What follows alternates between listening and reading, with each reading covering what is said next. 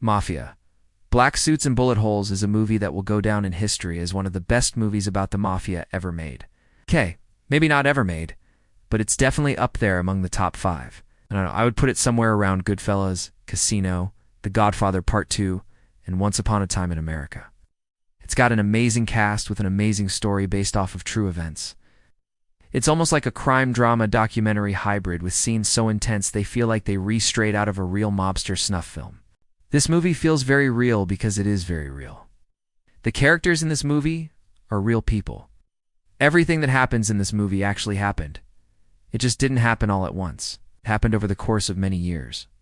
The plot follows the Corleone family, from their humble beginnings in New York City to their rise to power and wealth in Las Vegas.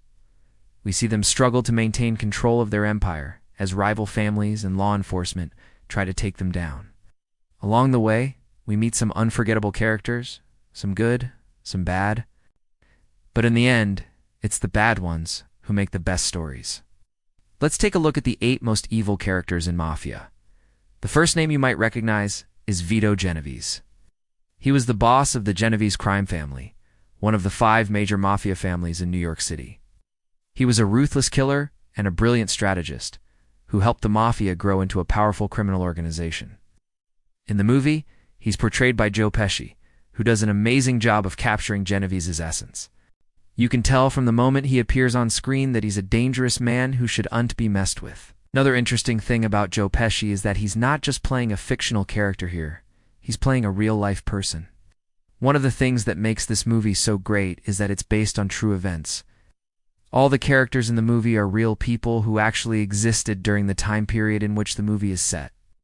This includes Vito Genovese himself. So Joe Pesci had to do a lot of research to make sure he captured Genovese's mannerisms and personality correctly. And he definitely did his homework.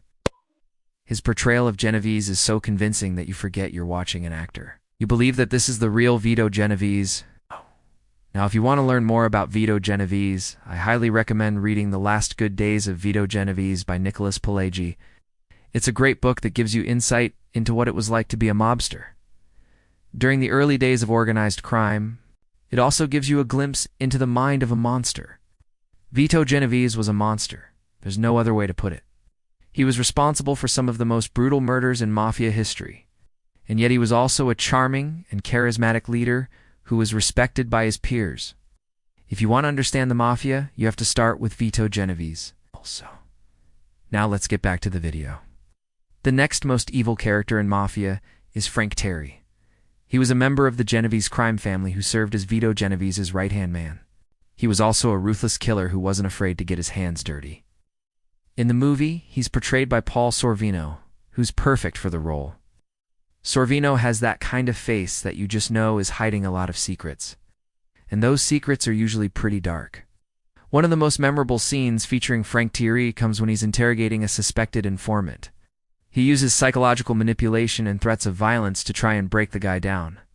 It's a masterclass in intimidation, and it shows just how dangerous Frank Terry really is. Now, if you want to learn more about Frank Terry, I recommend reading The Man Who Invented the Mafia by Karl Safaki. This book explores the origins of the Mafia and the role that Frank Terry played in its early development. Learn how Terry and his fellow mobsters created a criminal organization that would become one of the most powerful and feared in the world. It's a fascinating read that will give you a deeper understanding of the Mafia. Now let's move on to another evil character in the Mafia.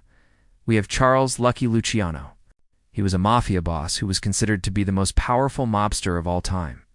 He was a mastermind behind the growth of the Mafia and its transformation into a modern criminal organization. In the movie, he's portrayed by actor Gary Bazzarone. One of the things that makes Lucky Luciano such an interesting character is his intelligence. Unlike some of the other mobsters in the movie, Luciano wasn't a guy who got ahead by being violent and ruthless. He was a strategist who knew how to manipulate people and situations to his advantage. This is evident in one of the most iconic scenes in the movie when Luciano is meeting with a group of businessmen. He's able to convince them to invest in his illegal casino, even though they know it's a front for mob activities. It's a testament to Luciano's powers of persuasion that he's able to pull off this scam. If you want to learn more about Charles Lucky Luciano, I suggest reading The Real Guys by Nicholas Pileggi. This book gives a detailed account of Lucky Luciano's life and crimes, as well as his eventual downfall. ULL. Learn how Luciano built a criminal empire that spanned multiple continents, and how he evaded the authorities for most of his life. It's a gripping read that will give you a new appreciation for the man known as Lucky. Now, let's move on to the next most evil character in Mafia. Carlo Gambino was the boss of the Gambino crime family, which was the largest of the 5 major mafia families in New York City. He was a powerful and respected mobster who maintained a low profile for most of his career. In the movie, he's portrayed by the legendary actor Robert De Niro.